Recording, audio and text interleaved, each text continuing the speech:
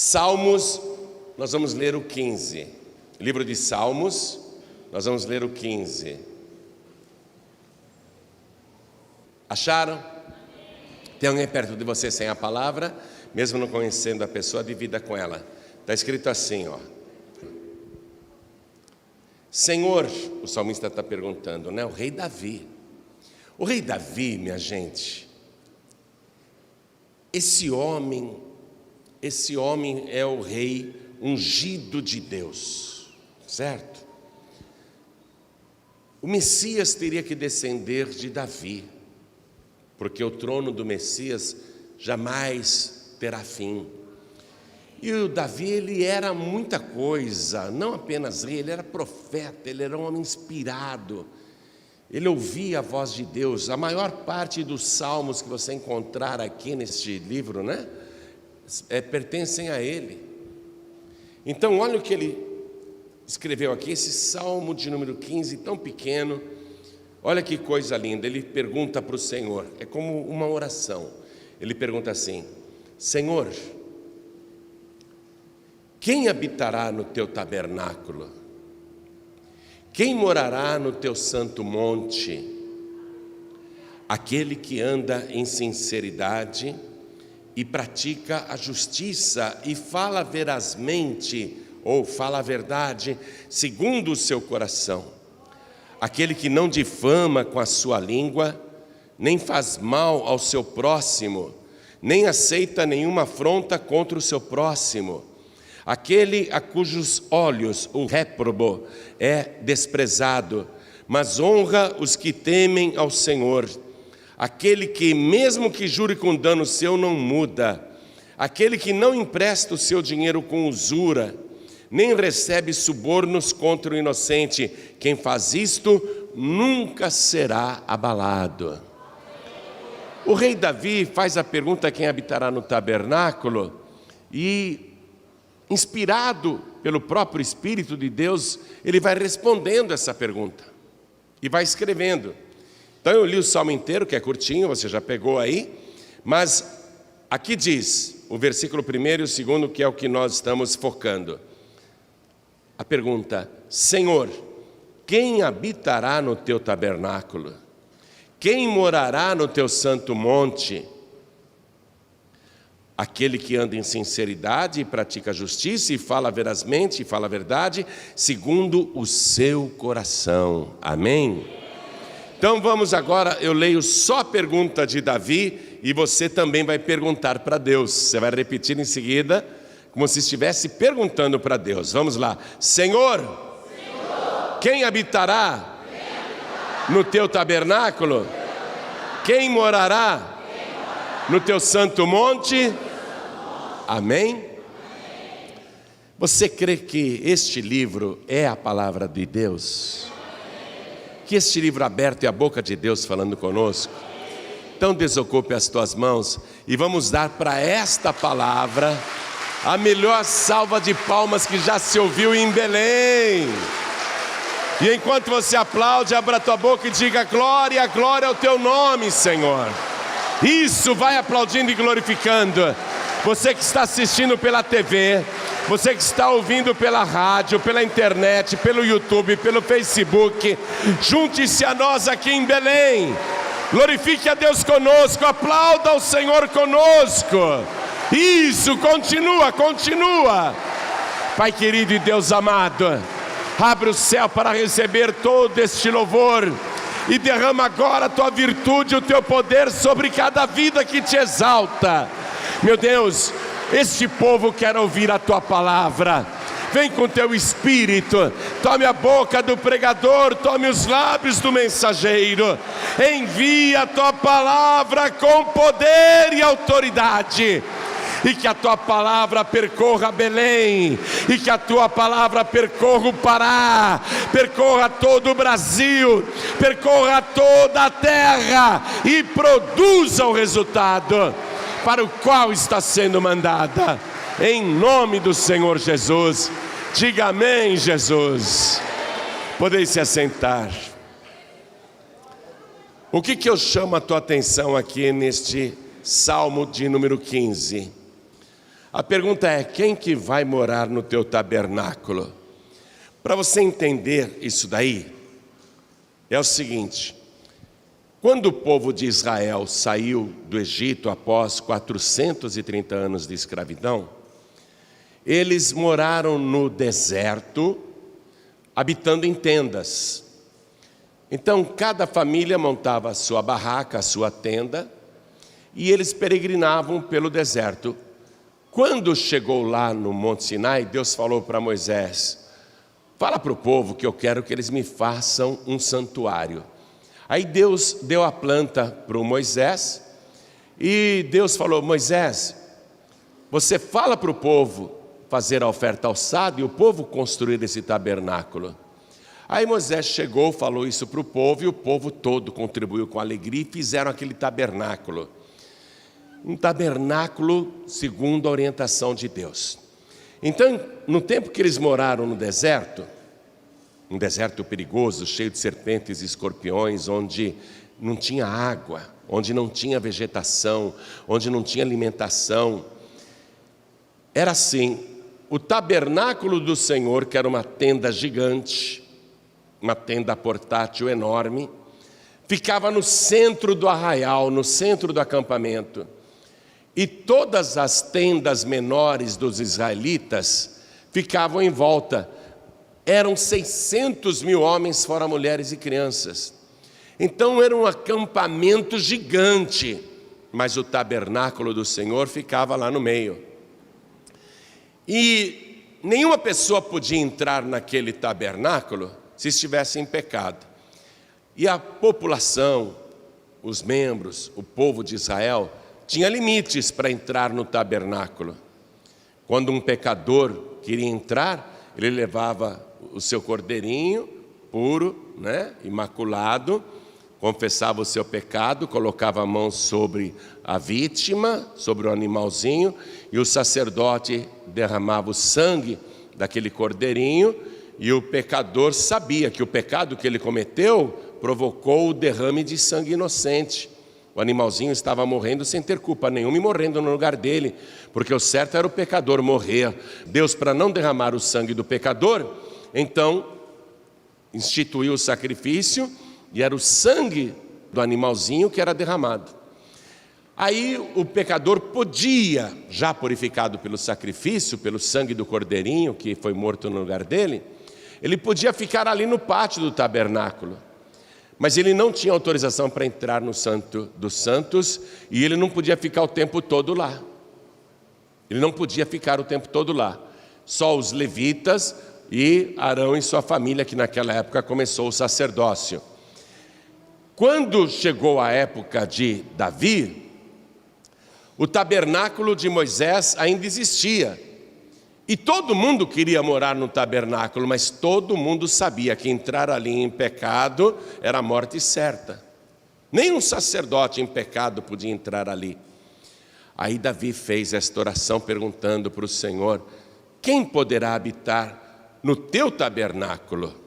Porque o desejo era esse, habitar no tabernáculo. Mas Deus disse para Moisés: Moisés, 4 festas são obrigatórias que o povo deverá fazer anualmente. Primeira, a festa da Páscoa. Segunda, a festa das primícias. Terceiro, a festa de Pentecostes. E quarto, a festa dos tabernáculos. Festa dos tabernáculos. Para que a festa dos tabernáculos? Para lembrar nas gerações futuras os 40 anos que seus antepassados moraram naquele deserto perigoso, sem comida, sem água, sem vegetação. Mas, apesar de todos os perigos, os antepassados desfrutavam da presença de Deus todos os dias. Quer dizer que apesar de todo conflito que havia guerras, problemas, eles enfrentavam dificuldades, perigos, doenças, mortandade, pragas. Apesar de tudo aquilo, eles tinham a certeza de que o tabernáculo de Deus estava no meio deles, que Deus habitava no meio deles, e eles desfrutavam da presença de Deus. Quando chegou o tempo de Jesus, A festa dos tabernáculos ainda era praticada, aliás, ela é praticada até hoje em Israel. Como que é a festa dos tabernáculos, amados? Nesse livro Paráclitos que você ganhou, tem essa explicação, se eu não me engano está na página 26 aí do livro Paráclitos. Mas eu vou resumir para você entender. Às vezes a pessoa tem preguiça de ler, né? Ouvir, todo mundo ouve, então deixa eu explicar rapidamente. Em comemoração à festa dos tabernáculos, mesmo que a pessoa morasse numa casa de alvenaria, e naquela época poucos habitavam em tendas, barracas, na época de Jesus, a pessoa deveria, no quintal da casa dela, ou na laje da casa dela, porque as casas eram feitas com laje em cima, não eram telhas, construir uma barraca. Podia ser de tecido ou podia ser de plantas, de palmas ou outro tipo de vegetação, mas fazer a sua barraca, a sua tenda. E a pessoa durante 7 dias, cada pessoa em Israel, olha só, naquela semana da festa dos tabernáculos, cada pessoa deveria ficar dormindo na tenda, habitando na tenda, não podia ir para casa, mesmo que ela tivesse uma casa boa, confortável, uma cama confortável, ela não podia ir para lá, ela tinha que ficar na tenda, na barraca que ela construiu na semana dos tabernáculos, e diariamente ir até o templo, né, saindo da tenda, indo até o templo, que é o tabernáculo, dar uma volta completa no altar e voltar para a sua barraca, não para a sua casa, para aquela tenda provisória, para entender que nós somos peregrinos nesse mundo e que a nossa passagem aqui realmente é temporária. E a pessoa deveria fazer isso, cada pessoa, obrigatoriamente, 7 dias seguidos. E no 7º dia, o grande dia da festa, todos iam para o templo, e nesse grande dia, o principal dia, o sumo sacerdote vinha com um vaso de ouro, com água do tanque de Siloé. A palavra Siloé significa o enviado. Aí o sacerdote, no momento máximo da festa dos tabernáculos, derramava a água do tanque de Siloé sobre o altar. E enquanto isso, o povo, todo o povo deveria clamar: Hosana, Hosana!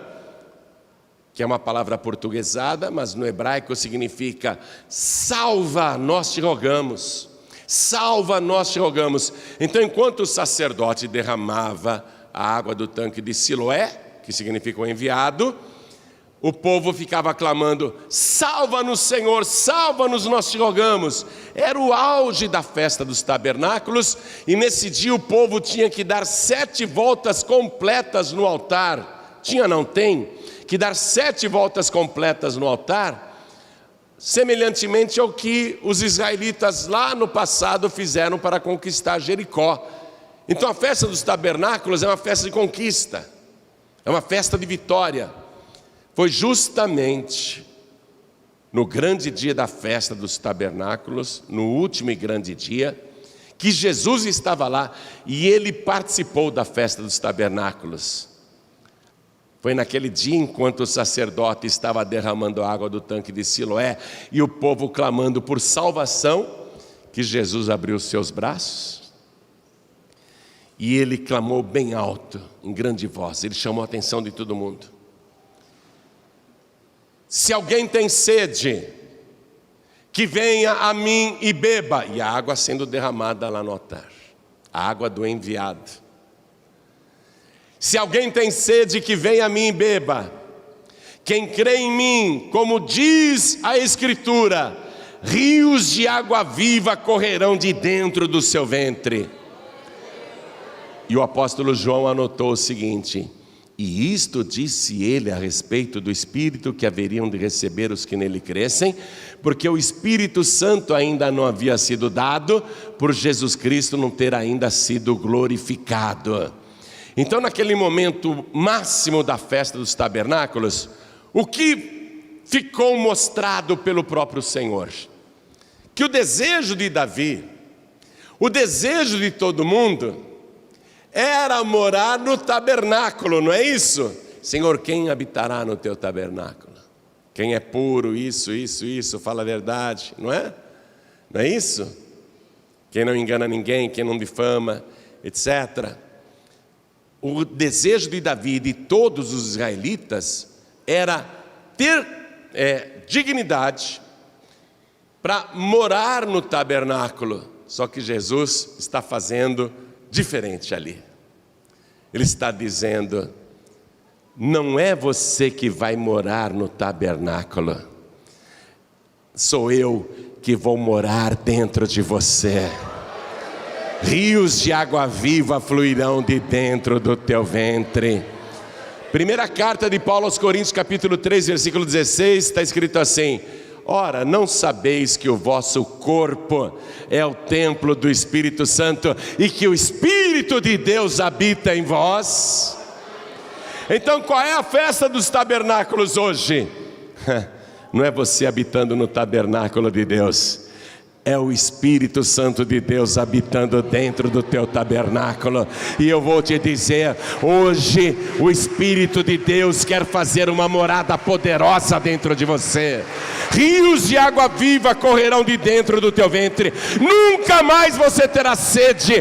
Você poderá atravessar o deserto desta vida e Deus estará dentro de você. Esta é a festa. E a festa dos tabernáculos se cumpriu.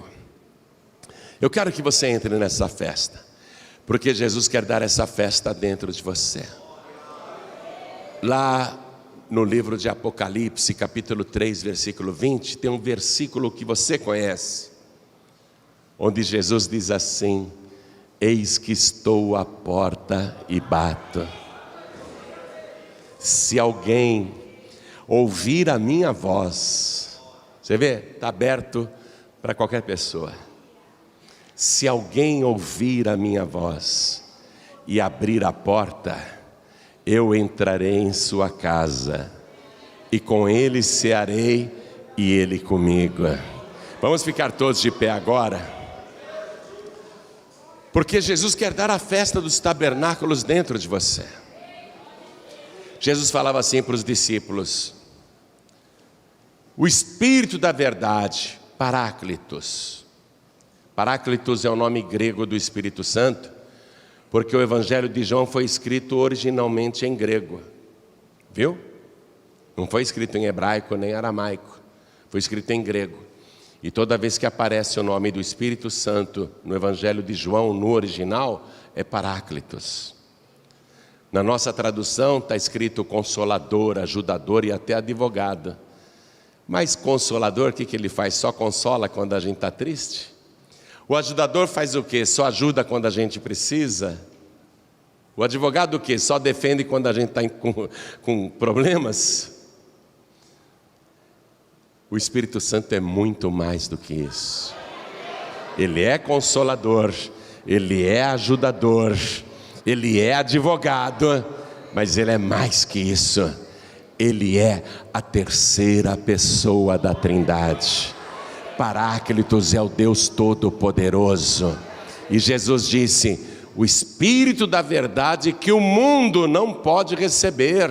Quem é do mundo não tem como receber o Espírito Santo, porque não vê nem o conhece, disse Jesus aos discípulos. Mas vós o conheceis, porque Ele habita convosco e estará em vós. Então, naquele momento em que Jesus disse estas palavras, Ele era o único ser humano que tinha o Espírito Santo dentro dele. Vós o conheceis porque Ele habita convosco, o Espírito da verdade. Então os discípulos conheciam através de Jesus o Espírito da verdade. Mas Jesus disse: mas Ele estará em vós. E é lindo, sabe por quê? Paráclitos quer dizer ao lado e Cletos, chamado. Então Jesus disse: halos Paráclitos, outro igual a mim, chamado para ficar ao seu lado para sempre. Mas Jesus está dizendo, Ele não quer ficar do lado de fora, ao seu lado só. Ele estará em vós. dentro. Você é o tabernáculo do Deus vivo. Pastor, eu quero o Espírito Santo. Qual é a condição para que o Espírito Santo habite em você? Primeiro, que você seja limpo de todos os seus pecados. Porque o Espírito Santo não pode habitar onde há iniquidade. Então o nosso corpo tem que ser purificado de todo o pecado. Essa é a primeira condição. Você não pode ter pecado. Agora, quem sozinho pode dizer: eu sou um santo, eu não tenho pecado nenhum? A palavra de Deus diz que não há ser humano que não peque. Então, na verdade, nenhum de nós poderia receber o Espírito Santo, ser o tabernáculo de Deus, porque nós temos pecados. E aí é que entra Jesus e o seu sacrifício. O pecador entrava no tabernáculo, lembra que eu te expliquei? Ele queria o perdão, então ele levava um cordeirinho puro, sem defeito e sem mancha. Ele colocava a mão sobre o cordeirinho, o sacerdote sacrificava o animalzinho, o seu sangue era derramado e o pecador via que o seu pecado produzia morte. Quem deveria morrer era o pecador, mas o cordeiro morreu no lugar dele. Agora Jesus é o Cordeiro de Deus que tira o pecado do mundo. Então, nesse momento, você precisa receber Jesus. Você entende isso? Reconhecer: eu sou um pecador, mas eu quero o Espírito Santo. Eu preciso ser perdoado. Eu preciso então me apresentar diante de Deus no tabernáculo com o Cordeiro. Imagina aqui, eu sou o pecador. Imagina, eu sou o pecador. Mas cadê o meu Cordeiro? Vamos imaginar que ele é Jesus, né? Jesus, entra comigo agora lá no tabernáculo, me purifica dos meus pecados com teu sangue. Eu creio que o Senhor morreu no meu lugar para me salvar. Esta é a minha fé. O Senhor me purifica agora de todo pecado. Aí Jesus, claro, aí ele tira todo o pecado. Ele é o Cordeiro de Deus que tira o pecado do mundo. Aí, olha só como nós precisamos de novo de Jesus. João Batista pregava dessa maneira: eu, na verdade, vos batizo com água para arrependimento, mas aquele que vem depois de mim é mais poderoso do que eu. Eu não sou digno de me agachar, desatar as correias e carregar as suas sandálias. Ele vos batizará com o Espírito Santo e com fogo. Eu preciso de Jesus para que Ele me purifique de todo o pecado, e eu preciso dEle, porque só Ele batiza com Espírito Santo e com fogo. Ele tem poder para colocar o Espírito Santo dentro de mim e dentro de você. Pastor, eu quero Jesus como meu único, suficiente, exclusivo e eterno Salvador. Eu quero que Ele me purifique para que o meu corpo seja o templo, o tabernáculo do Espírito Santo. Eu quero que Ele dê essa festa dentro de mim. Eu quero sentir rios de água viva correndo de dentro do meu ventre, saltando para a vida eterna. Eu quero sentir o poder de Deus jorrar dentro de mim. Eu quero transbordar da presença de Deus. E é por isso que eu preciso de Jesus. É por isso que eu quero entregar minha vida para Jesus, porque é só Jesus que batiza com o Espírito Santo. Primeira coisa, entregar a vida para Jesus. Eu quero que você hoje tenha esta fé. Jesus disse: quem crê em mim, como diz a Escritura. Quero que você creia como diz a palavra. Quero que você creia, porque se você crer agora mesmo, todos os teus pecados serão perdoados e ele será retirado de você. O sangue de Jesus vai te purificar de todo o pecado. Ele vai zerar o teu passado como se você nunca tivesse pecado, e Ele vai escrever o teu nome no livro da vida do Cordeiro. Ter a certeza da salvação quero que você creia, porque hoje, se você crer, você vai voltar para casa sem nenhum pecado. E mais, se você crer e continuar crendo, você vai voltar para casa cheia do Espírito Santo de Deus. É muita bênção que Ele preparou para você. É a festa dos tabernáculos. Quem aqui, ouvindo a palavra, quer a purificação dos pecados, quer o perdão? Quem aqui quer receber Jesus como único, suficiente, exclusivo e eterno Salvador? Ergue tua mão direita assim bem alto, não tenha vergonha não. Ergue bem alto a tua mão. Todos que ergueram as mãos, vem aqui para frente, por favor. Vem para cá, pede licença. E eu vou te esperar de joelhos, tá? Eu vou ficar aqui ajoelhado te esperando. E a igreja vai aplaudir e glorificar ao Senhor por cada vida que está chegando. E está chegando muita gente. Ô glória, vamos aplaudir mais ao Senhor. Ô glória, é a melhor coisa que vocês estão fazendo. É a melhor decisão que vocês já tomaram na vida. Decidir uma carreira é legal. Eu vou ser médico, vou ser advogado, vou ser publicitário, vou ser engenheiro, vou ser arquiteto, né? É muito legal você ser empresário, é legal você decidir a sua carreira. É uma emoção muito grande. É legal também você decidir com quem você vai casar, construir um lar, uma família, tudo isso é legal. Mas muito mais legal foi o que você fez agora. Você disse: Jesus é o meu único Salvador. Isso é maravilhoso. Permanece aqui. Está chorando de alegria, né? É de alegria, né? Está feliz?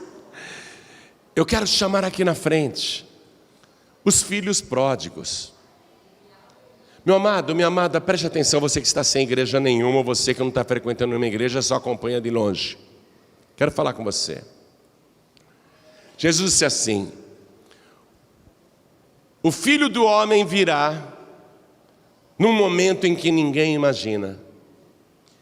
Nós estamos vivendo a época descrita por Jesus, lá em Mateus 24 e 25. Leia depois as profecias. Você vai ver o retrato desta época. Você vai dizer: parece o jornal de hoje? Parece que eu estou lendo o jornal de hoje? Está falando da minha época aqui? E ao mesmo tempo Jesus profetizou o esfriamento dos salvos,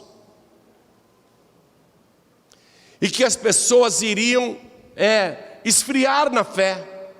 Ele pergunta assim: quando o Filho do Homem vier, porventura achará fé na terra? Repare que cada vez mais as pessoas estão esfriando, não estão indo para a igreja, não estão buscando ao Senhor, não estão firmes no caminho. Repare que as igrejas estão se distanciando do verdadeiro evangelho. As igrejas estão se desviando, não é o povo mais que está desviando, o povo já desviou faz tempo. As igrejas estão se desviando hoje em dia. Nós estamos vivendo uma época perfeita. A qualquer momento Jesus vai voltar. E você, filho pródigo, filha pródiga, que conhece a palavra tanto quanto eu, sabe que se Jesus mandar tocar a trombeta e você não estiver em comunhão com Ele, você não subirá e ficará para a grande tribulação. E se o mundo hoje já está uma tribulação, imagine como será isso daqui, depois que todos os salvos e o Espírito Santo for retirado da terra. Imagine como ficará esse mundo na grande tribulação. Se agora já não está fácil, imagine sem o Espírito Santo. Imagine sem os salvos, que são o sal da terra. Jesus dizia assim: vós sois o sal da terra. Para que servia o sal naquela época? Não só para temperar e dar sabor, mas para conservar o alimento, porque eles não tinham geladeira. Sem o sal, o alimento apodrecia. Imagine quando Jesus retirar os salvos da terra, retirar o sal da terra, como esse planeta vai apodrecer. Pastor, já está apodrecido. Mas você não tem noção de como vai ficar isso daqui. Os homens desejarão morrer. A morte parecerá o melhor acontecimento para quem continuar aqui durante a grande tribulação. Então, meu filho pródigo, minha filha pródiga, você pensa que Deus desistiu de você? Você pensa que porque você se desviou, se afastou, Jesus não quer mais saber de você? Pelo contrário. Quando Jesus contou a parábola do filho pródigo, ele contou que quando o filho voltou, o pai correu ao encontro dele. O pai o abraçou, o pai o beijou, o pai tirou aquelas roupas de farrapos e ele estava descalço, colocou uma sandália nova nos seus pés, colocou roupas novas sobre ele, roupas limpas e um anel de poder no dedo para dizer: esse é meu filho, amém? Então hoje, filho pródigo, só falta você dizer: eu voltarei para a casa do meu pai. E o pai não vai te recusar, não haverá nenhuma palavra de censura, não haverá nenhuma crítica. O pai não dirá: se deu mal lá no mundo, não quero nem saber de você mais. Não, o pai não dirá isso. Ele vai mandar, pelo contrário, dar uma festa para te homenagear. Jesus disse que vai ter festa no céu se você voltar agora, viu? Todos que estão sem igreja, em nome de Jesus eu desamarro a tua vida. Vem aqui para frente agora, vem aqui para frente, eu te desamarro agora. Satanás não tem mais poder para te reter, o diabo não tem mais como te segurar. Vem aqui para frente, filho pródigo, vem aqui para frente, filha pródiga, e vamos aplaudir mais a Jesus, porque esse meu filho estava morto e reviveu, tinha se perdido e foi achado. E o que mais Jesus profetizou para essa nossa época? Jesus profetizou que muitos ficariam sem azeite. Cochilar todos iremos. Leia no livro Paráclitos. Cochilar, todos cochilaremos. A parábola das virgens explica isso. 5 eram prudentes e 5 eram insensatas. As prudentes levaram azeite extra na vasilha. As insensatas não, só tinham azeite ali naquela candeia, naquela lamparina. Mas dormiram todas, porque o noivo estava demorando.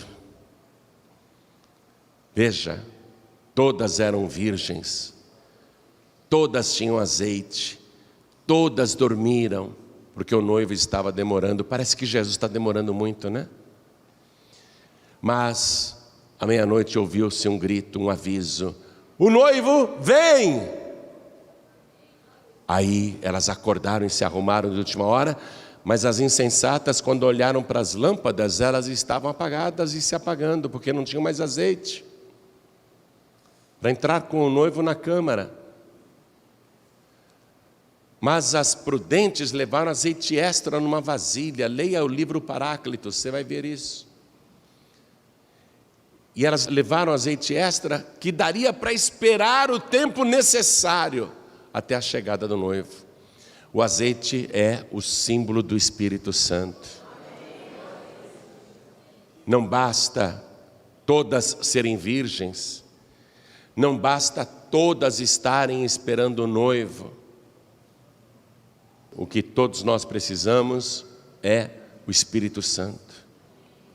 É isso que vai garantir a nossa entrada quando Jesus voltar. Então todos que ainda não falam línguas estranhas, todos que ainda não são batizados com o Espírito Santo e com fogo, vocês estão sem azeite. Vem aqui para frente, vem aqui para frente, vem para frente. Os obreiros, por favor, fiquem olhando as coisas que as pessoas deixam nas cadeiras. Nós precisamos desse azeite, porque senão a nossa lâmpada se apaga. E eu quero que você me prometa que você vai ler o livro Paráclitos 2 vezes até o próximo domingo. Viu? Se alguém chegou mais tarde e não ganhou o livro Paráclitos, não se preocupe que depois daremos. Mas eu quero que você prometa que você vai ler 2 vezes esse livro até o próximo domingo. É fácil ler. Pastor, nunca consegui ler um livro inteiro. E esse você vai ler mais do que 2 vezes. Você vai se apaixonar. Um rapaz deu o seguinte testemunho sobre esse livro Paráclitos. Ele falou assim: pastor, eu li o Espírito Santo, escrito pelo Billy Graham. Eu li Bom Dia Espírito Santo, escrito pelo Benny Hinn. E agora eu li o Paráclitos. E a conclusão que eu cheguei ao ler Paráclitos é que eu não sabia nada do Espírito Santo. Você vai ler este livro Paráclitos, porque ele foi inspirado pelo Espírito Santo. Ele está mostrando o que quer de você. Por isso que eu quero que você leia 2 vezes. Porque nós estamos vivendo esse tempo. Eu não sei o dia nem a hora, mas eu estou avisado. Eu tenho que vigiar e orar, e eu tenho que ter o azeite. Amém? Você vê o que significa 10 virgens ali na parábola? 10 pessoas salvas. E o número 10 na Bíblia é o número de totalidade. Quer dizer, significa todos os salvos. Amém? Mas 5 não tem, a metade não tem o Espírito Santo. A metade não tem.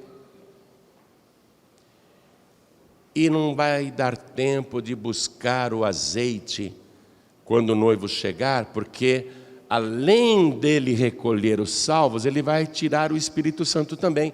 Por isso que as outras que saíram para buscar azeite ficaram do lado de fora, porque não havia mais azeite, o Espírito Santo já tinha sido retirado. Você está pegando a coisa? Então, hoje nós vamos fazer a busca do Espírito Santo aqui. Amém? Hoje nós vamos orar e você vai ser cheio de azeite. Jesus vai acender a chama do Espírito em você. Quero falar com você que está assistindo esta mensagem pela TV, ou pelo youtube.com/joanribe, ou pelo facebook.com/joanribe, ou baixou o aplicativo dos pregadores do telhado. Você que está assistindo esta mensagem, algum pregador do telhado te deu, mandou você assistir, quer entregar a vida para Jesus, quer voltar para Jesus, se ajoelhe ao lado do teu televisor, se ajoelhe ao lado do teu computador. E quem estiver ouvindo pela rádio, à distância, em qualquer lugar, quer entregar a vida para Jesus ou voltar para Jesus, se ajoelhe ao lado do teu rádio. E se não for possível se ajoelhar, porque você está em hospital, ou está em trânsito, ou está dirigindo, então faça assim, coloque a mão direita sobre o teu coração. Vamos dobrar os nossos joelhos diante do altar, e quem está à distância, se possível, se ajoelhe ao lado do rádio, ao lado do computador, ao lado do televisor. Se não puder ajoelhar, não tem problema, viu? Pastor, ele não consegue ajoelhar, não tem problema nenhum. Em espírito, pode se ajoelhar, amém? Amém? Então você que se ajoelhou, está com a mão direita sobre o coração, ore assim comigo: meu Deus e meu Pai. Ele ouve? Também não. Ele entende os lábios, né? Também não? É. Mas entende os lábios? Então todo mundo: meu Deus e meu Pai, eu ouvi a Tua palavra e preciso de purificação, porque aprendi com o Senhor Jesus, que é o Senhor que quer morar dentro de mim e transformar o meu corpo no Teu tabernáculo. E eu sei que o Senhor só habita em quem é puro de coração. Eu não tenho pureza própria, é por isso que eu me apresento diante de Ti com o meu Cordeiro, com o Senhor Jesus, que derramou o Seu sangue lá na cruz para me purificar de todo o pecado. Morreu o inocente no meu lugar, morreu o justo pelos injustos, morreu o santo pelos pecadores, morreu Ele por mim, e eu declaro que o Senhor Jesus é o meu único, suficiente, exclusivo e eterno Salvador.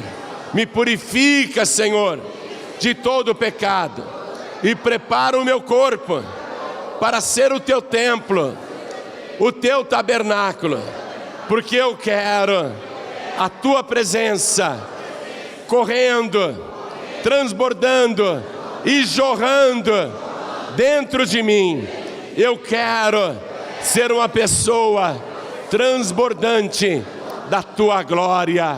Meu Deus querido, ouve a minha oração, me purifica agora com o sangue de Jesus e escreve o meu nome no livro da vida, porque Ele é o meu único, suficiente, exclusivo e eterno Salvador, para todos sempre. Amém.